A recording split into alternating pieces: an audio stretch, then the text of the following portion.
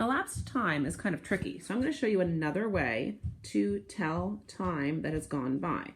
Let's start by just figuring out what the time is on each clock. On the first clock, the time is 7:15, and on the second clock, the time is 12:37. So my first step is I'm going to actually count by moving around the clock how many hours and minutes have gone by.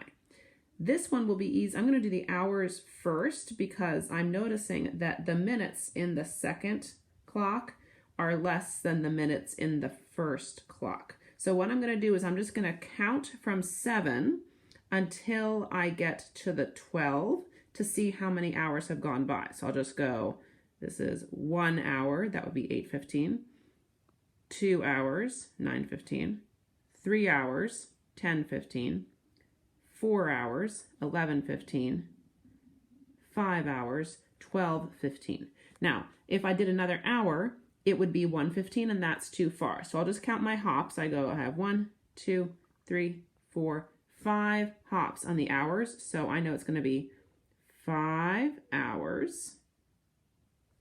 Now, the next thing I'm going to do is the minutes. I'm going to count from the 15, which is for the 7:15, and I'm going to count to see how much it takes me to get to 12:37. So I'm going to imagine I'm starting here because when I counted 5 hours ahead, I got 12:15. Remember? 7:15, 8:15, 9:15, 10:15, 11:15, 12:15. Now I'm going to count going on from there. So I've got 5, 10, 15, 20, 21, 22. So it took me 5 hours and 22 minutes. That's how much time went by. Why did I count by fives in the second part? Because I'm counting the minutes that go on, and every big step is 5 minutes. So that's one way to practice telling elapsed time by skipping on or jumping. Let's practice one more.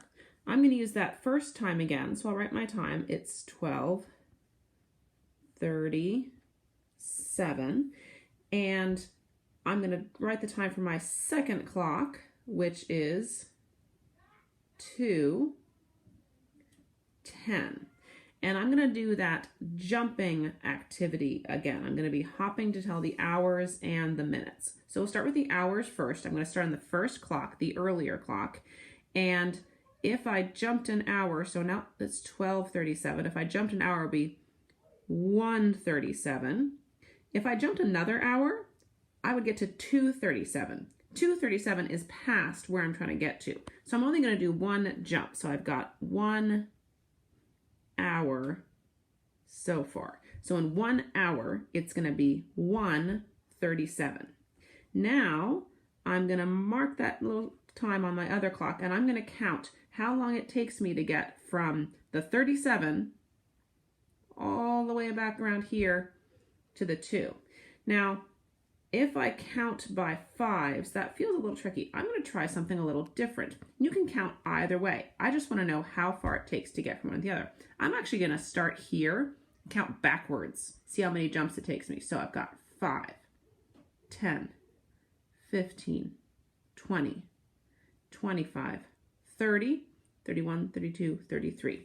So it takes a total of 1 hour and 33 minutes. So you've learned 2 different ways to show elapsed time. You can make it a subtraction or addition sentence like you saw in the first video, or you can try jumping around the clock to help you count the hours. Both of them will work. You just need to pick the strategy that works best for you.